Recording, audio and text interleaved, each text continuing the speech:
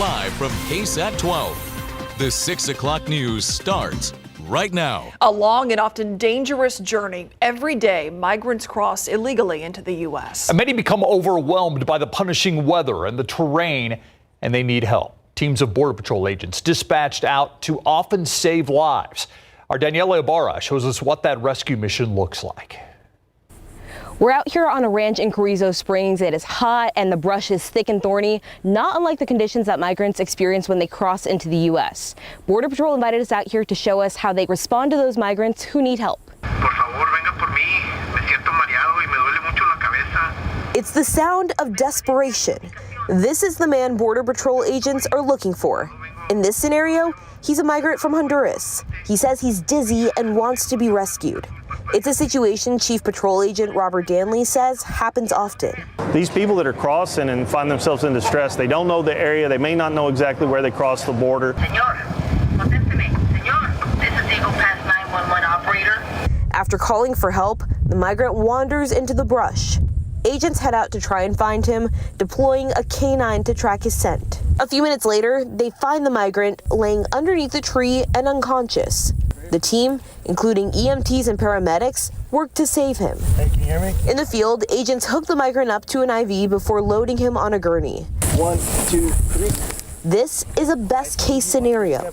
Since last October, agents in the Del Rio sector have rescued 203 people. Like this man, 121 have died trying to cross.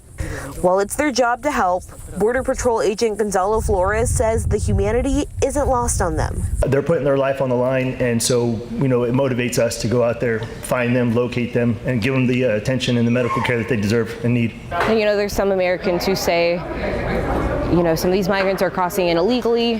Why is Border Patrol helping them? What would you tell them? So our motto is honor first, and I don't think that you can be honorable without being able to take care of the people that you serve or you work around, that you're responsible for. While it's difficult to watch, Danley hopes this demonstration saves lives. Maybe it'll help dissuade those folks from trying to attempt an illegal entry and put themselves in peril. Daniela Ibarra, KSAT 12 News. By scanning the QR code on your screen, you can watch Daniela's one-on-one sit-down conversation with Border Patrol Del Rio Sector Chief Robert Danley. He's been with Border Patrol for more than 20 years, offers an open perspective of the recent surges of illegal border crossings, how they've impacted border security and Border Patrol agents themselves. That story available to watch right now.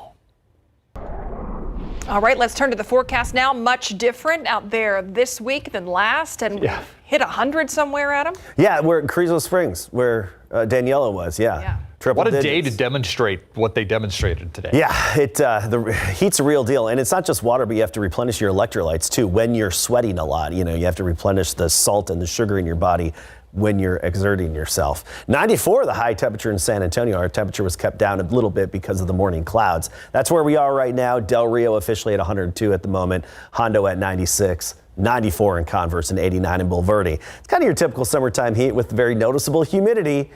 Dewies right now still around that 70-degree mark, so we're feeling that mugginess. We'll fall through the 80s this evening and start the day tomorrow in the upper 70s. We have dust to talk about, along with an update on potential tropical development in just a bit. All right, thank you, Adam. Let's go to a traffic trouble spot right now. Kind of been this way for a few weeks, though. This is I-10 in Frio. We are looking at the westbound lanes, though, the upper ramp there. They've been doing a lot of construction up here, and you can see traffic at a crawl right now. Again, it's the westbound lanes of I-10 in Frio. The eastbound lane's pretty backed up as well, but that's not all that unusual. But the westbound lanes to be backed up like this, certainly something we've seen over the last few weeks, and hopefully they get that construction done soon. San Antonio police revealing more information about a shooting over the weekend that sent an officer to the hospital, left a domestic violence suspect dead. The officer who was shot, Viviana Rodriguez, a 3-year SAPD veteran. She's still recovering from her injuries in the hospital right now. Meanwhile, the suspect has been identified as 25-year-old Jorge Jose Chacon Gutierrez. He was killed, but it's unclear whether he died from a self-inflicted gunshot or one fired by officers. We're still waiting to hear back from officials about Chacon Gutierrez's background. 25 years. That is the prison sentence for a woman charged with murder. Mary Diaz accepted a plea deal for shooting and killing her boyfriend back in 2020. Erica Hernandez was in the courtroom as she was sentenced. That was so cruel, and just leave him there. That's Teresa Felix speaking by Zoom to the woman who killed her nephew, 58-year-old Christopher Jones. His body was found decomposing in his home on Susan Wood in February 2020. Months after his death, his pregnant girlfriend, Mary Diaz, was arrested and charged with his murder. Not only did Miss Diaz shoot Christopher Jones in the back, she left him to rot. The state argued that Diaz took Jones's credit cards and was texting his family with his phone saying that he was okay.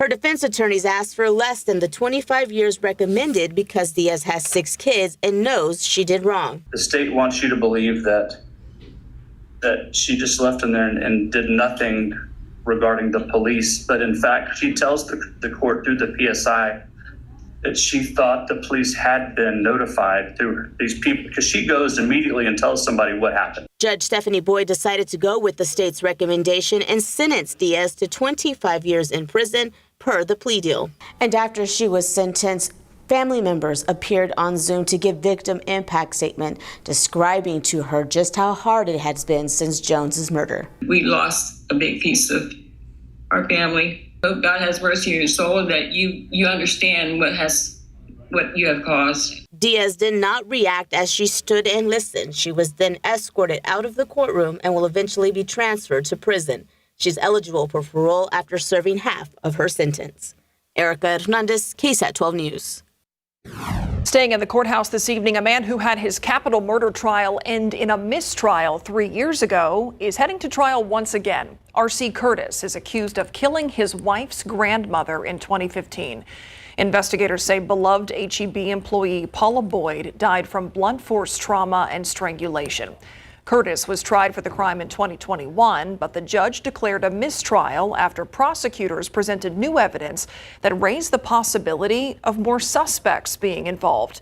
After a lengthy appeals process, the case is now moving forward and will begin with jury selection on December 2nd. Curtis faces life in prison if he's found guilty. A broken water pipe seems to have opened a floodgate of problems for people in one area. The San Antonio water system says the dry, shifting ground caused an underground main along Southeast Military Drive near South Presa to break. The pressure from that break also blew out a sidewalk. San Antonio police shut down part of that busy street after 8 this morning. One woman told us she was stranded because her bus had to reroute around this. It made me had to walk like, that's almost a mile just for now I'm walking back another mile because the bus wouldn't pick me up, and I understand.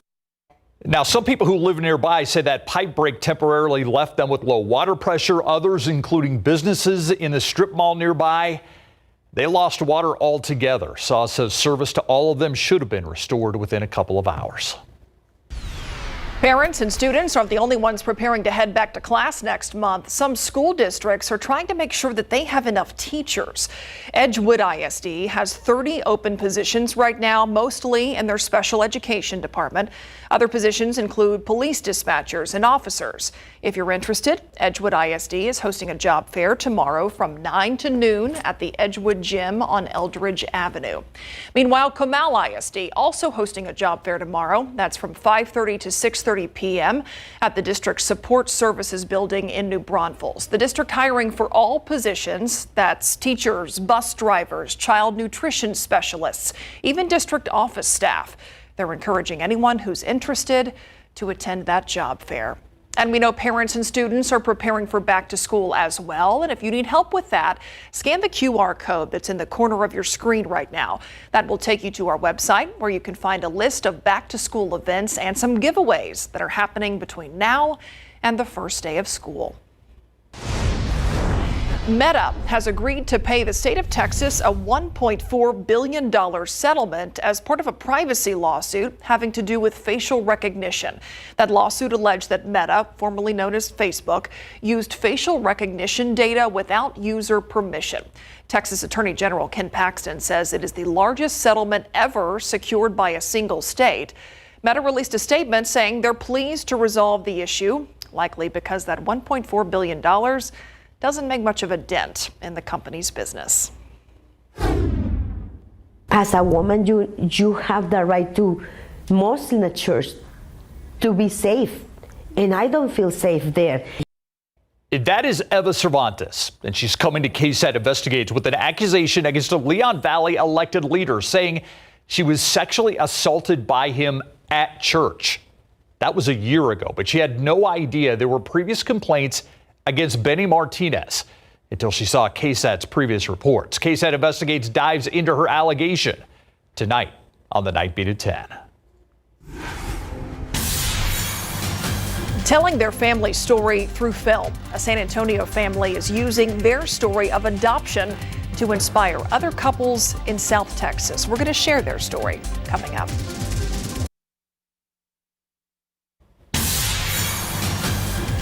What started as a personal love letter to their adopted child is now a film ready to debut at the San Antonio Film Festival. Yeah, this couple behind the documentary walked Courtney Friedman through the process that landed them their beautiful daughter. Look at her, Brooklyn.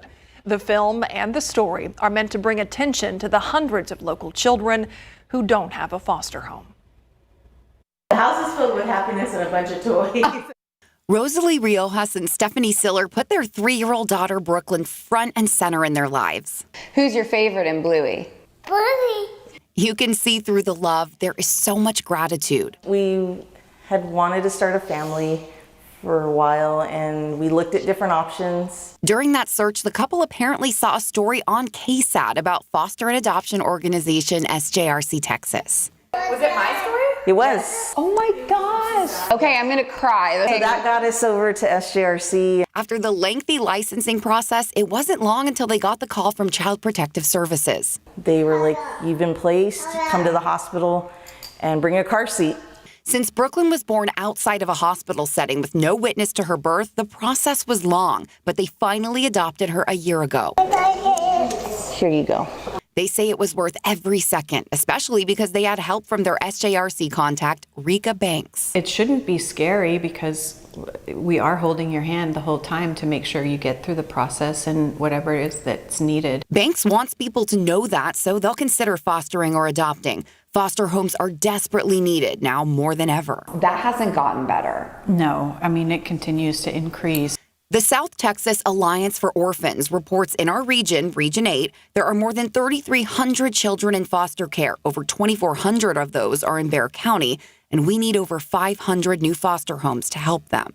And Rosalie and Stephanie are doing that with a little video they wanted to make for Brooklyn to see when she's older. I thought, why don't we make it documentary style, something that shows a little bit about her background, our background. Well, the talented team that shot it was so proud of the product, they submitted it to the San Antonio Film Festival, and it was accepted. Has it sunk in the scope that you're gonna have? I don't think so. Because it walks through the foster to adopt process, they hope it will clear up questions other families have. Maybe it'll inspire someone to do foster care, and maybe it might lead to an adoption. And land another family with the pure joy they now have in their lives. Courtney Friedman, KSAT 12 News.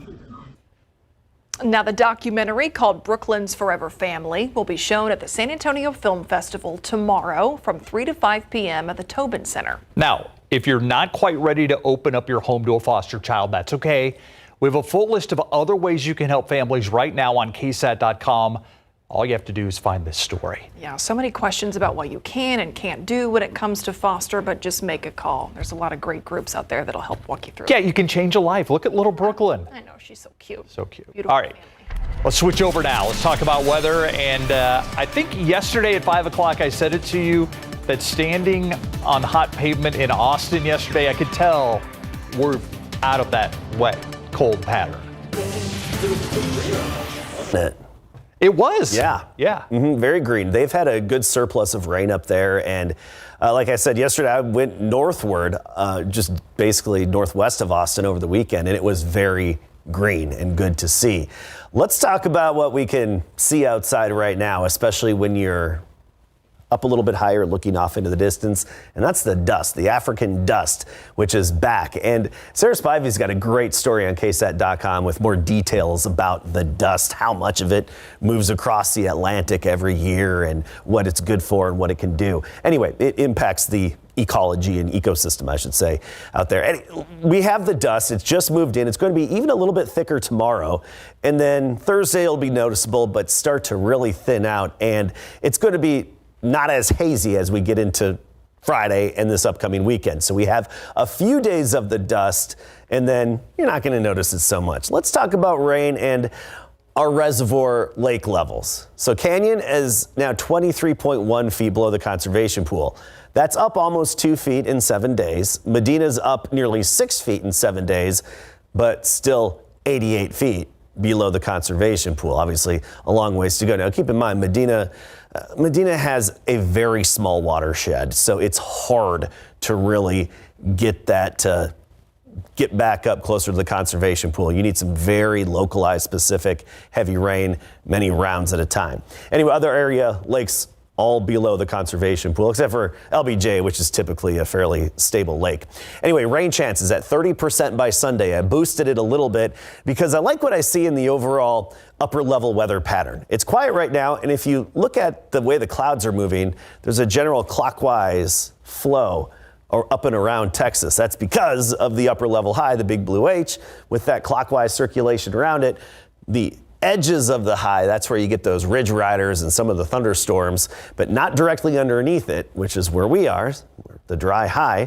And this is going to move to the northwest into over the Rockies, basically, in the Four Corners by this upcoming weekend. And that opens the door for us to be a little closer to the edge of that ridge, the edge of that high, and for some potential weak energy to move in above us that could make some rain and some showers. So we do have that slight chance with that little shift in the upper level high. But unfortunately, it's nothing like the recent weather we've had that brought us such good rain, especially in the hill country. Here's the overall rainfall potential over the next 7 days. And yeah, there is a shot at a little bit around here, especially along in north of Highway 90. That would be Sunday and even a little bit Monday.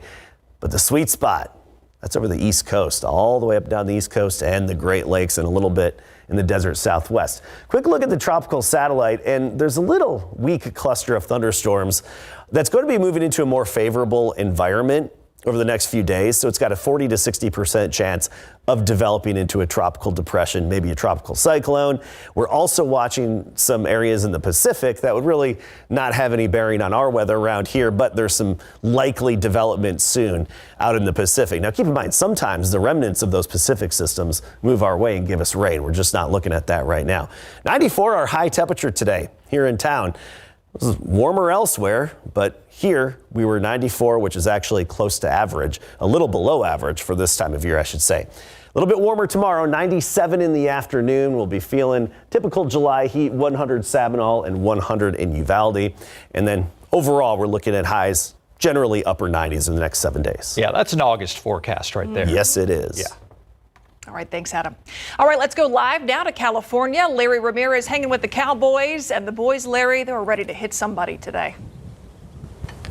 Oh, yeah, they were itching to get on the football fields out here in Oxnard, put on the pads, and hit another player. So Tyler Smith said Tyler Guyton had a first good practice in pads, and Smith, well, of course, he loved the idea of getting to hit some D linemen. And who needs to step up at defensive end because of an injury to another player? Mary Rominger has it when we come back.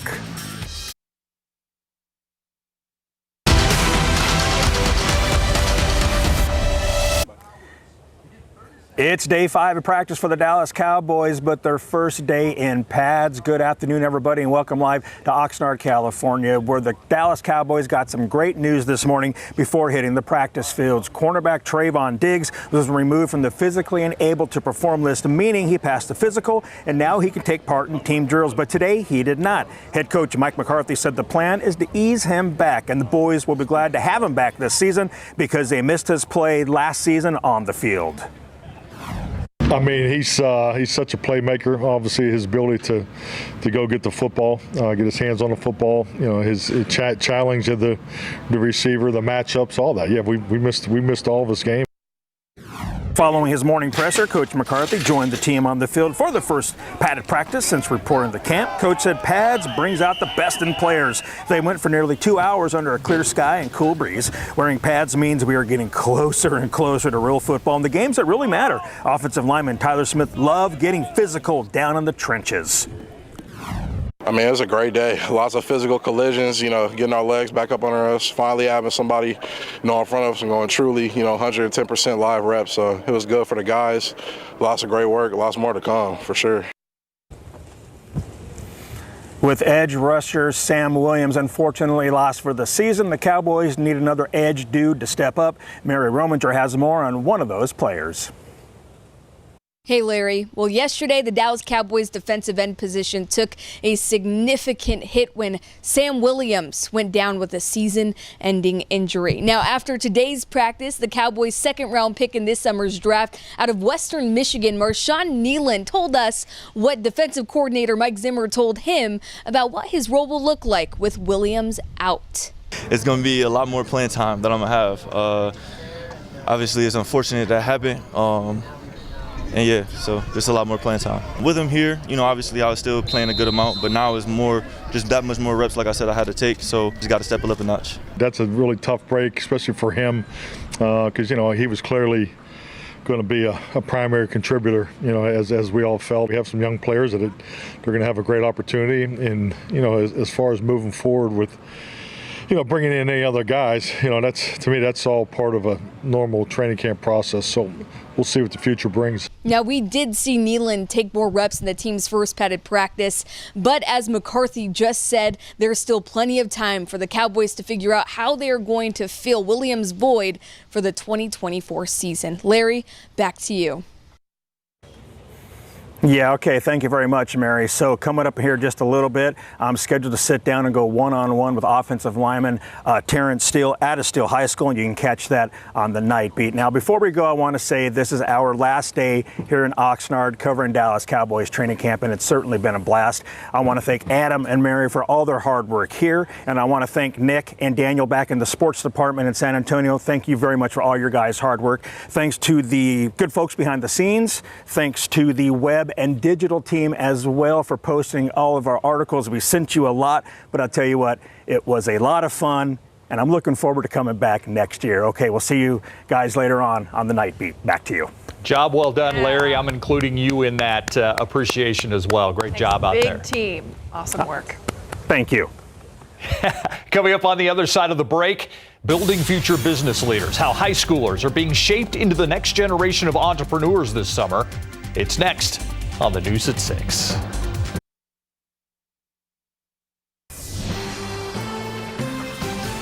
High schools getting the chance to develop essential skills and connect with community leaders through a District 8 program. Tiffany Huertas takes us to downtown San Antonio, where students learned about innovation, business, entrepreneurships, and startups. This morning, high school students toured Geekdom, a co-working space that provides a community filled with resources and opportunities. They're very smart. I think they're definitely asking the right questions about team development, how to start what challenges one can encounter when starting a business or a startup. The students are part of the 4th annual Rising Stars Leadership Program brought by Council Member Manny Pelaez and the District 8 Council Office. The free program aims to equip students with essential skills through workshops and connections with area leaders. Have you ever seen Shark Tank before? Super similar. So you go on stage, you do a 5-minute pitch. Central Catholic High School student Sean Brosnan is thrilled to be part of this program and eager to learn. I think my favorite part is getting to meet so many different people of so many different backgrounds, from whether it be the business side, whether it be the more political city side. During the 4-day program, students will explore problem solving, community engagement, and civic responsibility. Students will also discover various job opportunities, including those available at Geekdom. Some of the opportunities that we have are for entrepreneurs and people wanting to join the startup community. It really helps me know what I want to do in college or what I want to do in university. Tiffany Huertas, KSAT 12 News. A bipartisan plan that aims to protect children online has passed in the Senate. The Kids Online Safety Act requires platforms to provide safeguards for minors. That includes restricting access to personal information and giving parents more tools to supervise their children's internet use. This new act will amend a law that protected minors on the internet back in 1998. We are one step closer to the most important update in decades to federal laws protecting kids on the internet. Once we act, the House should pass these bills as soon as they can. And in the House, Speaker Mike Johnson has indicated he is open to a vote on the bill, but it's unclear when that could happen. Vice President Kamala Harris in Atlanta tonight, holding a rally her team says will be the largest of the presidential race so far. It's her first time in the battleground state since becoming the presumptive nominee. Harris meeting with local abortion rights leaders and activists before taking the stage. ABC's Perry Russell in Washington. Tonight, Vice President Kamala Harris on the campaign trail in Atlanta, Georgia, a battleground state that could be crucial in November. President Biden winning the formerly red state by less than 12,000 votes in 2020. The Harris campaign says they believe Georgia is in play once again, saying it will be an incredibly close race. The race to be her pick for vice president is coming to a close, with Harris expected to name her choice by August 7th, next Wednesday. North Carolina Governor Roy Cooper pulling his name out of consideration, saying it wasn't the right time. Pennsylvania Governor Josh Shapiro remains an option. Shapiro rallying support for Harris yesterday, saying she is ready. And you know who else knows she's ready? Donald Trump knows she's ready. And you know how I know this? Because he's afraid to debate her now. It's still not clear if Harris and former President Trump will debate. Trump has been wavering since Biden dropped out. Trump on Fox News. If you're going to have a debate, you got to do it, I think, before the votes are cast. I think it's very important that you do that. So the answer is yes, but I can also make a case for not doing it. Today, Trump is facing accusations from his nephew, Fred Trump III. Sitting down with ABC's Aaron Kutersky, Trump III claims he witnessed his uncle use a racial slur decades ago. Is he a racist? He at times espouses things that people who I believe are racist espouses. A spokesman for the Trump campaign says this is completely fabricated and total fake news of the highest order, adding Trump would never use such language. I don't believe he's a racist. I think that he uses people, whether they're black or they're whoever can help him, he will use them. Trump will be in Pennsylvania tomorrow for a rally in Harrisburg, his first rally in Pennsylvania since the assassination attempt in Butler County. And then on Saturday, he and J.D. Vance will be in Atlanta, Georgia for a rally there. Perry Russell, ABC News, Washington.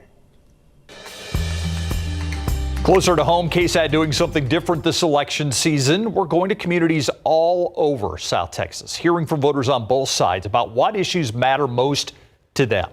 Need a reason to feel hopeful about political discourse? You're going to want to tune in. Our first episode focused on voters in Uvalde. Scan this QR code to watch and stay on the lookout for our next edition of Your Voice, South Texas. Western wildfire scorching through hundreds of square miles in Northern California. A deeper look at the damage from the front lines. That's next here on the News at 6.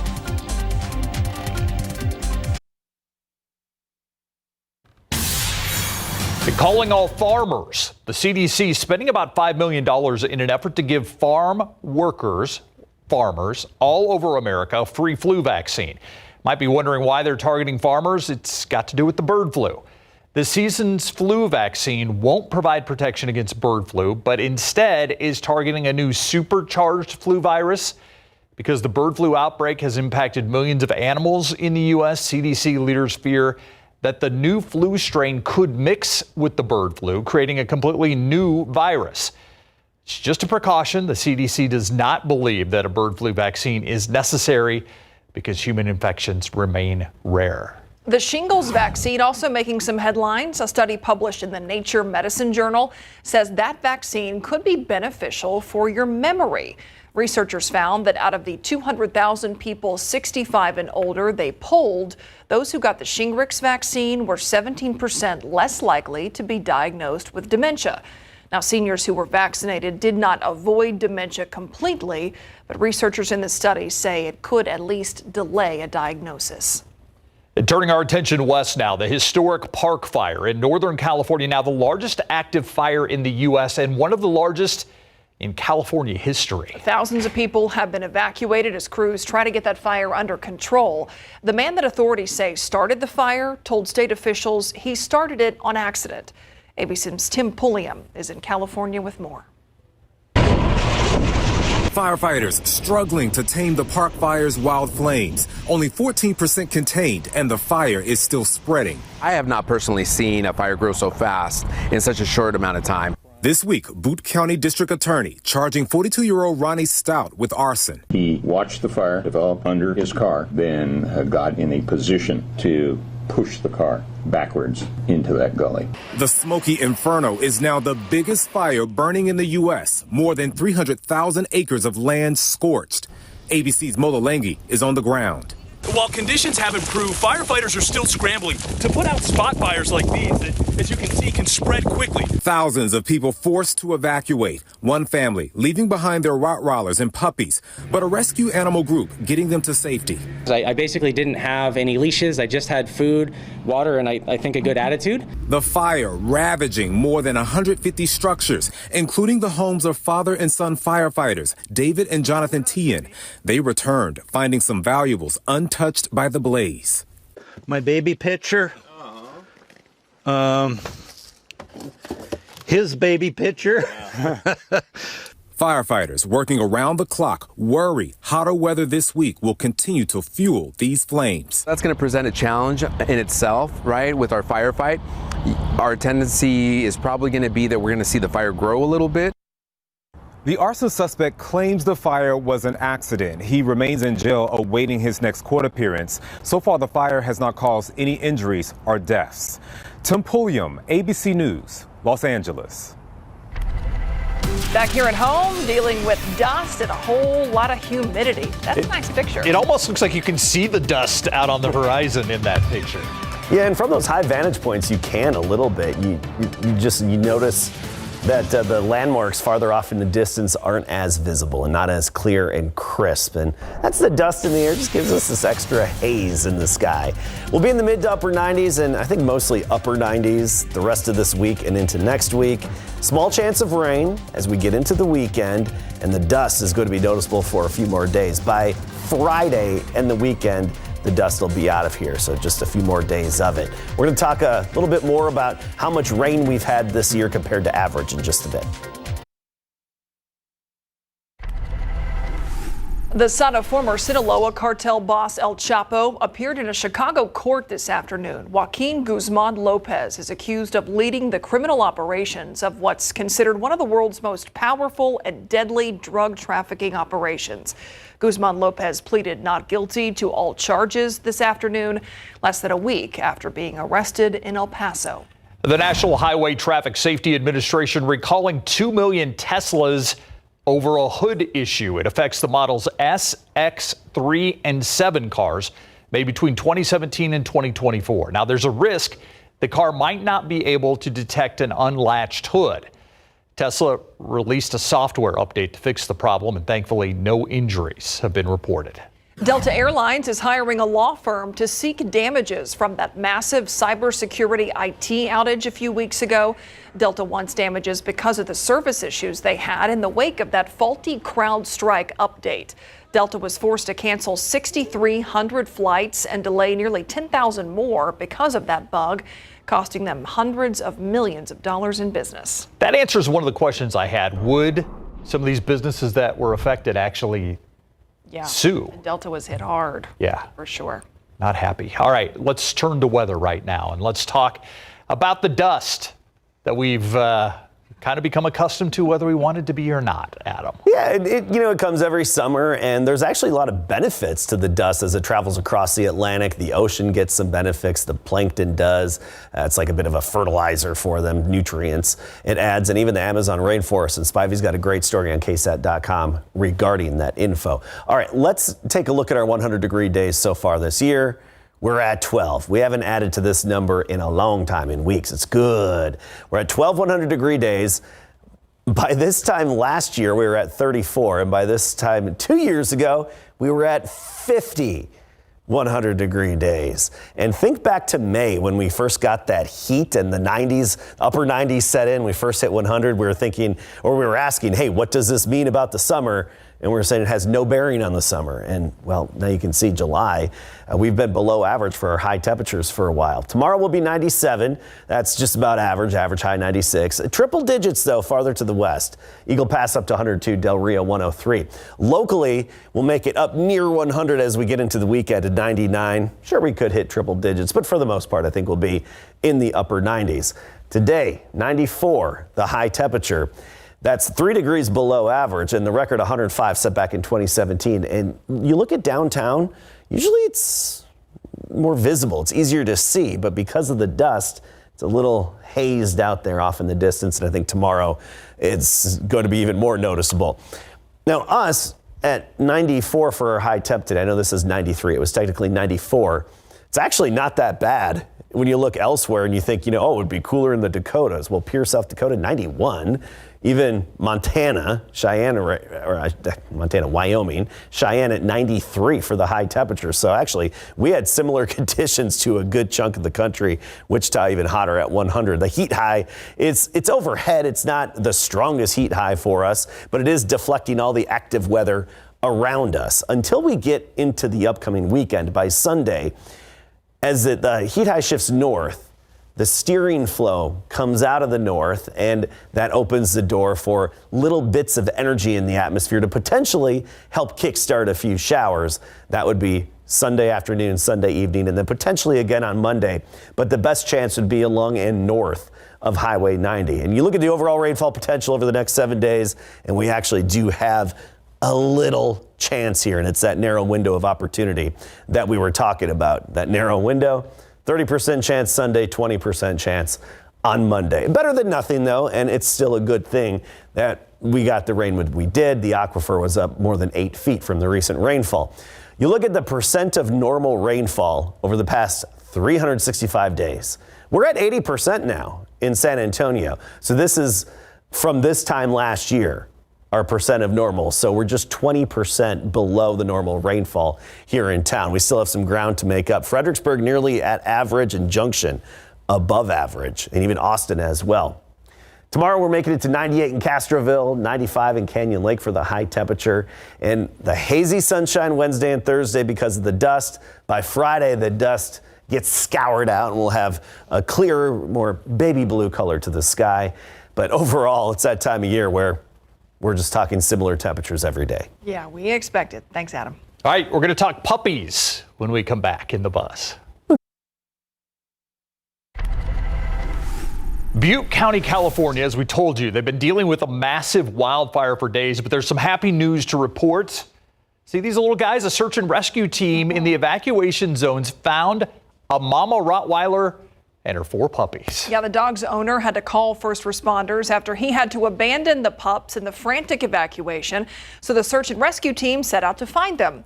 After being rescued, they had a 1.5 mile long hike back to a helicopter before being flown to safety, but not before eating some protein bars as treats before they began that hike. Love that story. Yeah. All right, talk about a sweet surprise. A group of Polish divers investigating a 19th century shipwreck off the coast of Sweden. This is it.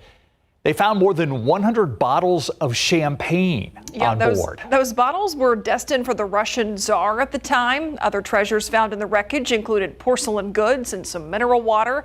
The divers hope to get permission from Swedish authorities to bring the treasure back on shore to hopefully then find out if this champagne is still drinkable. Yeah, that's what I was wondering.